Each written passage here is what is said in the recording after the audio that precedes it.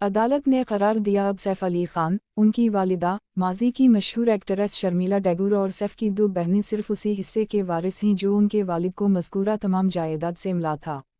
भोपाल के वरासत के कानून के मुताबिक वालिदैन के इंतकाल के बाद जायदाद सिर्फ बड़े बेटे को मुंतकिल हो सकती है। अगर बेटा जिंदा ना हो तो फिर बेटी को। आखिरी भोपाल के नवाब हमीद अल्लाह खान थे, जो सैफ अली खान के दादा थे। उनके इंतकाल के बाद ये जायदाद सैफ अली खान के वालिद मंसूर अली खान पटाउदी को मुंतकिल हो गई। उनके इंतकाल के बाद ये प्रॉपर्टी सैफ अली खान की फूफी आबिदा सुल्ताना को मुंतकिल होना थी। आबिदा सुल्ताना तकसीम के बाद पाकिस्तान मुंतकिल हो गई थीं।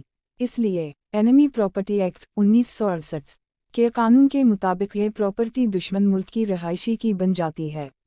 भारत के इस अनोखे कानून और वरासत के कवानीन ने एक बहस छेड़ दी है।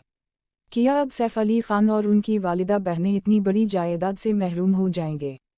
इस जायदाद में जिसमें हज़ारों एकड़ ज़मीन शामिल है, सिर्फ यही नहीं बेशुमार जायदादें इसके अलावा हैं जिनमें फ्लैगस्टाफ हाउस, दारुल-सलाम, अहमदाबाद महल और नौरसबा होटल पैलेस भी शामिल हैं। सवाल तो पैदा होता है कि क्या ये फैसला महज एक इत्तिफाक है या इसमें तंग नज़री का कानज भी शामिल है जो पाक भारत हालिया जंग के बाद एक मनफी आमेज़िश है। वीडियो के बारे में अपने तासुरात से आगाह करें। शुक्रिया।